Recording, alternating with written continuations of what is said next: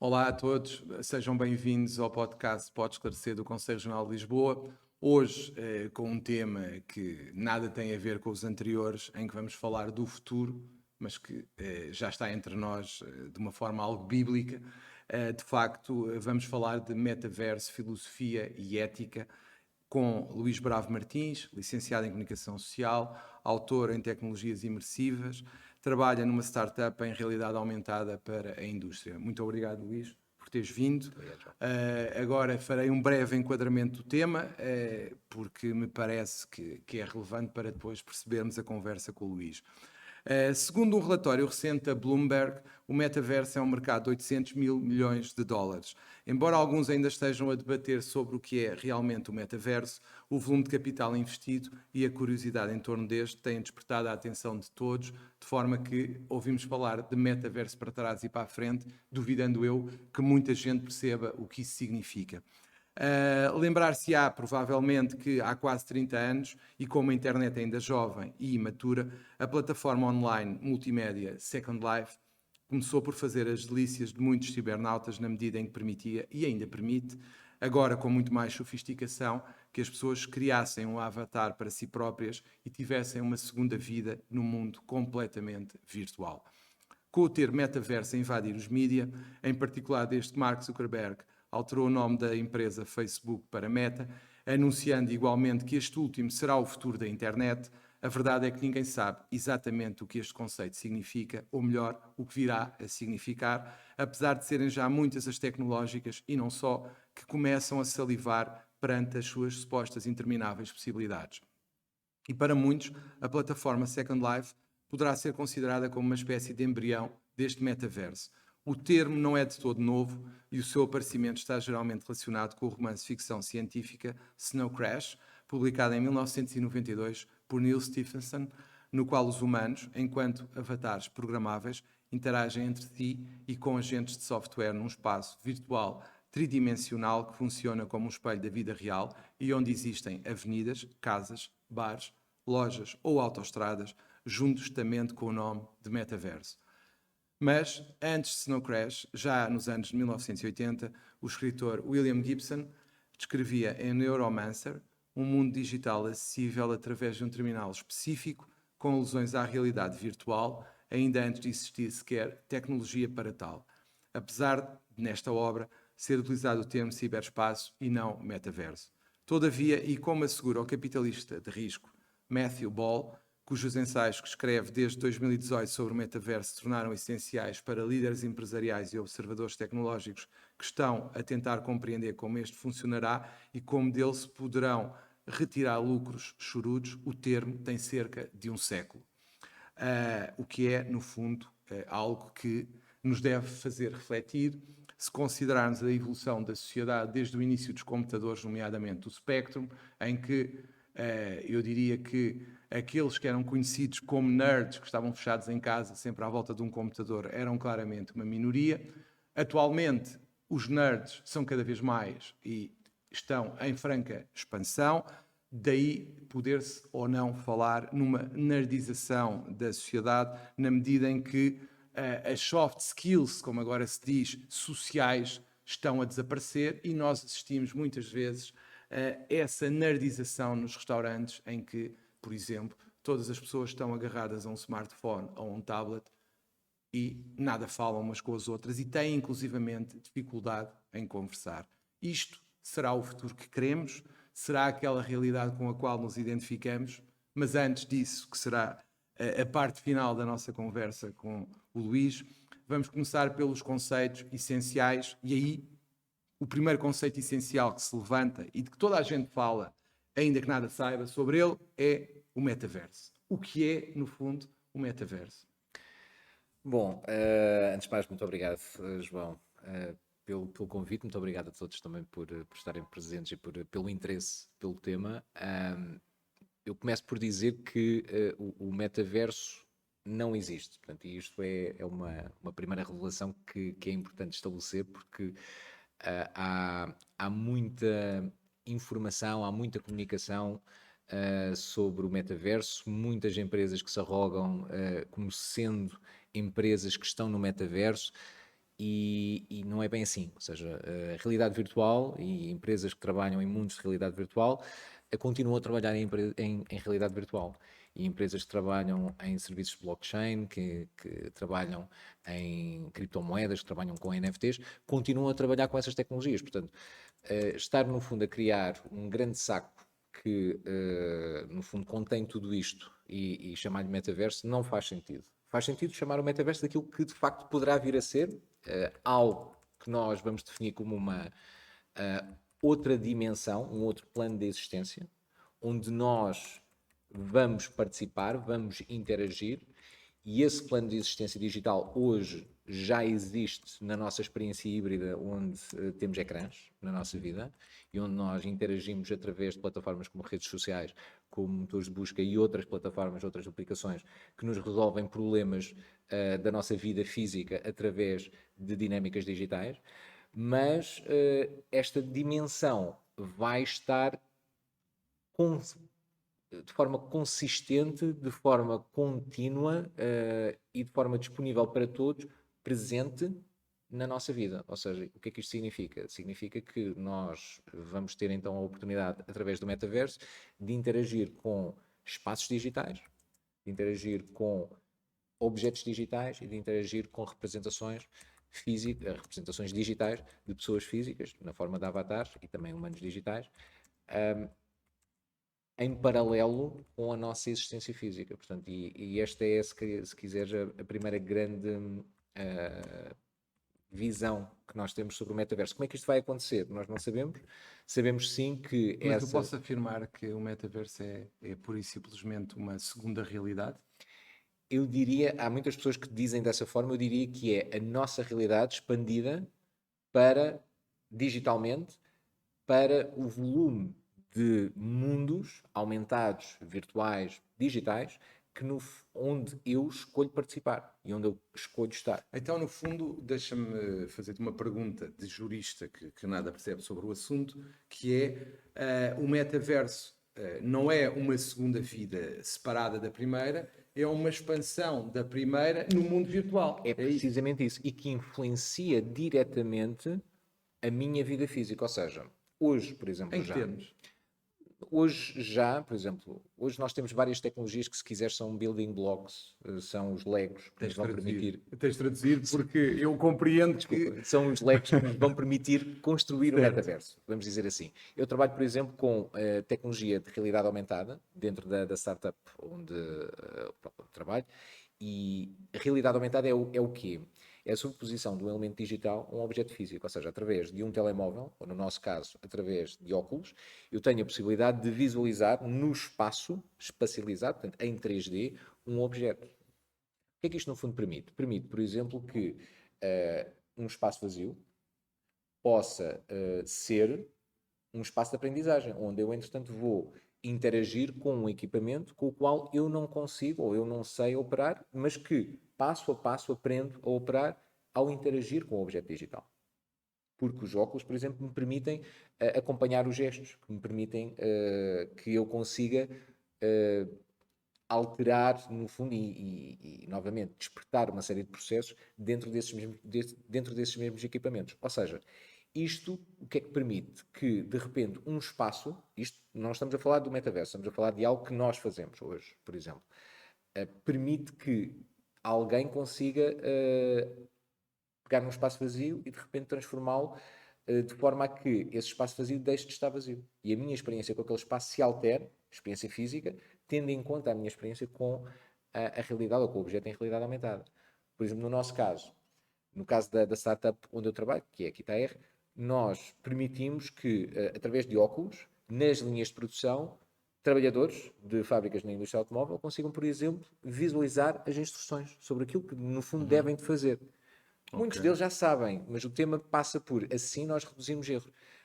Novamente, passo a passo, conseguimos visualizar informação e conseguimos visualizar, novamente, objetos ou, inclusivamente, por exemplo, representações de pessoas ou humanos digitais. Eu posso, por exemplo, ter um guia, e hoje já existem, várias aplicações que permitem que eu tenha guias em realidade aumentada que me acompanham por um percurso turístico. Ou seja, imagina, ainda há pouco falávamos, se eu for à China e tiver dificuldades com o mandarim, posso ter um guia que fale mandarim e que fale com alguém e peça uma informação ou outra coisa do género, Aí ou não? tens uma outra solução que vai ser, aliás, já foi comunicada pelo Google, portanto eles vão fazer o lançamento desses óculos no próximo ano, penso eu, que permitem que fazer tradução em tempo real daquilo que tu Ok, estás a dizer e depois aparece em realidade aumentada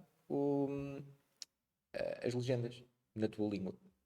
ok. Portanto, isso é algo com um impacto muito grande que te permite, novamente, entender pessoas que de outra forma tu não entenderias. Certo. Portanto, novamente, o impacto que isso tem na forma como eu interajo com o mundo físico é muito grande. Voltando então ao tópico dos guias, ou dos percursos em realidade aumentada, em Portugal já existem, a meu conhecimento, penso que são 13 municípios que já têm aplicações com realidade aumentada que permitem, no fundo, que tu consigas circular por um determinado município e encontrar experiências de realidade aumentada que te explicam, e de uma forma muito visual, através de animações, o que é que no local se passou, que no fundo faz com que aquele espaço tenha relevância histórica.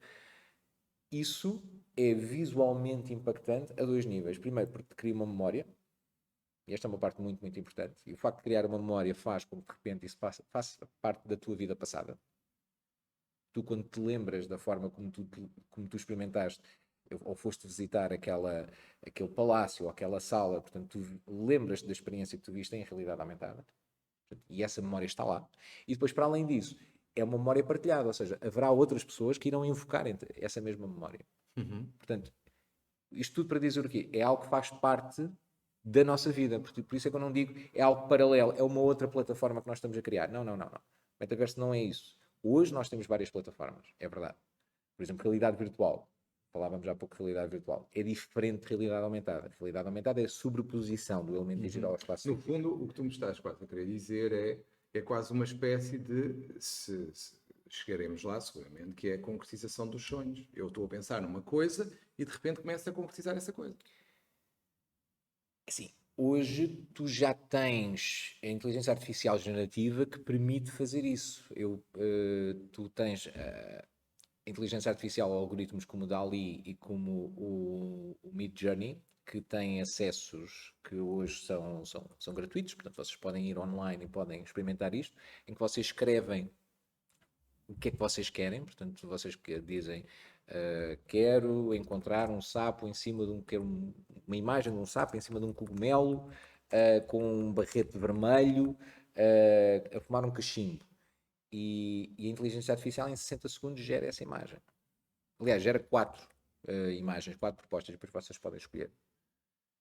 Isto é algo que já existe. Ou seja, e a inteligência artificial, por isso, também vai ser um elemento extremamente importante dentro do metaverso. Porque, no fundo, vai permitir que eu consiga fazer a geração, de uma forma muito rápida, de conteúdos. Lá está. Uhum.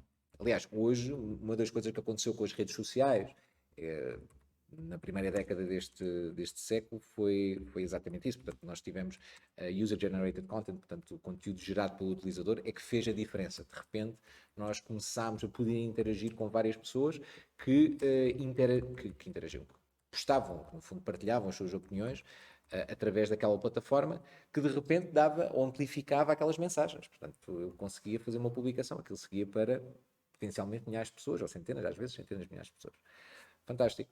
Agora, eu vou ter a possibilidade de, inclusivamente, acelerar a minha produção de conteúdo, muitas das vezes conteúdo multimédia, através deste tipo de inteligências artificiais.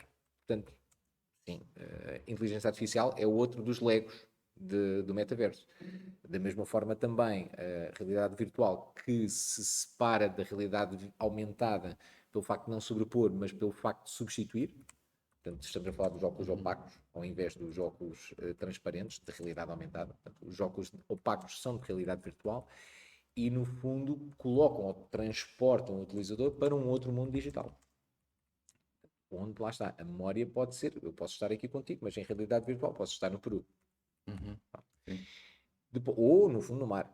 Portanto, aliás, essa é outra parte interessante. Eu posso, em realidade virtual, ter uma experiência que não é possível fisicamente. Certo. Mas, novamente, eu recordo-me de ter essa experiência. E isso é, Sim, também sim, sim. cria, entretanto, uma dinâmica um pouco diferente daquela que nós até agora tínhamos. E depois, finalmente, ouviste com certeza falar do blockchain, que é, Mas se tu tivesses que definir as principais características antes do blockchain, as principais características do metaverso, quais é que são? eu diria que essencialmente estamos a falar de as características do metaverso, estamos a falar de algo persistente, Uhum. estamos a falar de algo simultâneo, estamos a falar de algo interoperável, ou seja, algo que permite que qualquer conteúdo seja possível de ser acedido por uma única pessoa ou por cada um dos utilizadores. E, na minha opinião, eu acredito que tendencialmente será um espaço descentralizado. E isso coloca também de novos desafios. Acho que ao longo deste tempo já conseguimos verificar, pela nossa experiência com motores de busca e com redes sociais, que é importante nós termos e preservarmos e colocarmos do lado do utilizador a sua identidade em espaços digitais, porque no fundo Sim. se vamos ter uma replicação, não é uma replicação, mas uma experiência e uma necessidade de identificação do utilizador em vários mundos diferentes, então é importante que ele no fundo seja o owner dos seus dados e seja o owner da sua identidade. Uhum. Portanto, essa soberania da sua identidade deve ser preservada e da mesma forma também ele deve ter a oportunidade de realizar pagamentos e de manter também a sua propriedade ao longo de todos os espaços digitais. Portanto, eu diria que estas são as características essenciais do metaverso. E agora então, voltando ao que já referiste, já adiantaste, que é aquelas definições básicas de bitcoins, blockchain, NFTs, o que é que no fundo é isto tudo? É um pouco, lá está, os ditos legos que te referia. Portanto, temos várias tecnologias, todas elas juntas, de alguma forma, vão concorrer para a criação do metaverso. As lógicas de gamificação que hoje também colocam os miúdos, um volume de miúdos muito grande, a jogar Fortnite e a jogar League of Legends horas a fio, também vão fazer parte deste enquadramento. E da mesma forma também enfim, todo um volume de redes sociais, enfim, de serviços já existentes. O blockchain é um modelo de governação, diria eu, do metaverso que vai ser colocado e que vai ser discutido, porque hoje nós podemos envisionar ou podemos pensar nessa dimensão, mas a verdade é que ao mesmo tempo tu tens uma série de redes sociais, uma série de players que não vão simplesmente ceder os direitos do seu wall garden, portanto eles não vão simplesmente dizer, não, com certeza agora vamos centralizar isto tudo e as pessoas, entretanto, e isto no fundo fica aberto e para que todos no fundo possam participar. Não é tanto assim. Portanto, eu acredito que vai haver tendencialmente essa lógica de descentralização que vai permitir, no fundo, que haja crescentemente, novamente, serviços que utilizam então blockchain para poderem alavancar o potencial de transparência que o blockchain permite, muito rapidamente, registar, no fundo, tokens ou registar contratos na blockchain permite que eu publicamente consiga aceder aos seus dados, às suas características e depois, pronto, naturalmente, também consiga agir sobre isso. Portanto, mas é se quiseres, uma lógica de verificação que depois permite que bens não fungíveis como os NFTs e contratos, no fundo, que representam bens não fungíveis como os NFTs, possam, entanto, estar patentes, portanto, dentro da blockchain e, em paralelo, também moedas, portanto, bens fungíveis, também possam ser criados e possam, entanto, ser transacionados. Como, por exemplo, lá está, uma Bitcoin, o Uhum. Ethereum, portanto, um volume de criptomoedas que, entanto, existem, algumas delas com um valor mais estruturante, outros que são, enfim, moedas criadas por pessoas que ainda acharam que é uma boa ideia criar uma moeda e, pronto, e de alguma forma depois tentam alavancar a dinâmica de mercado e a valorização que algumas pessoas podem fazer em relação àquela moeda, mas que só por si, pronto, não tem o mesmo peso que uma dita moeda fiat ou uma moeda enfim, Física. suportada, sim, suportada por um governo.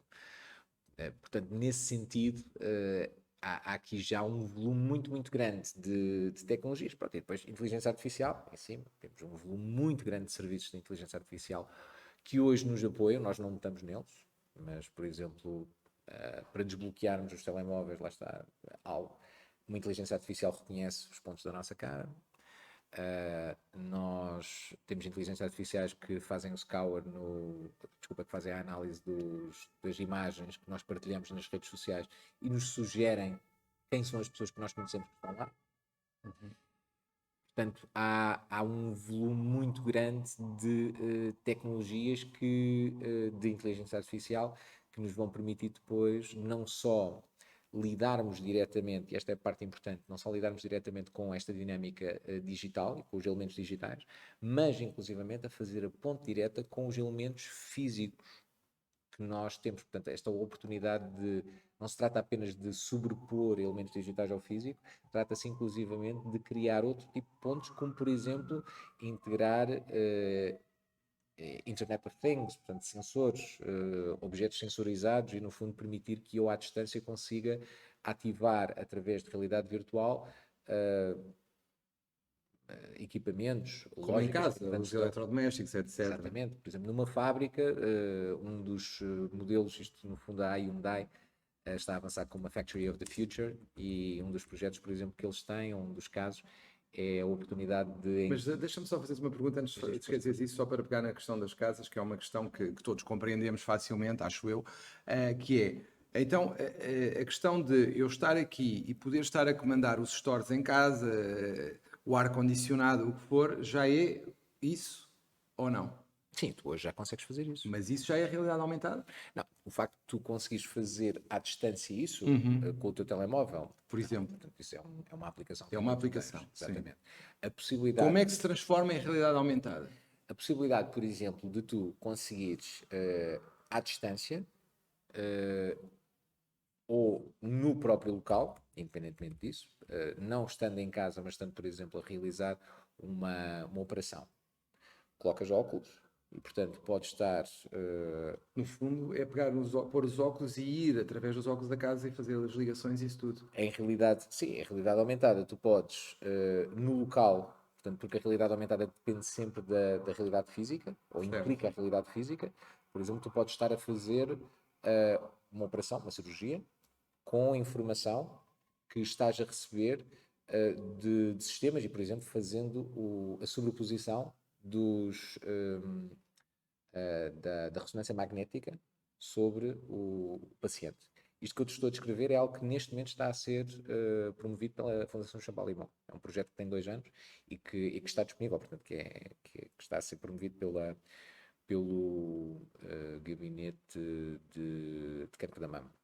E é algo que de facto é um projeto muito, muito, muito interessante. Mas isto, novamente, realidade aumentada.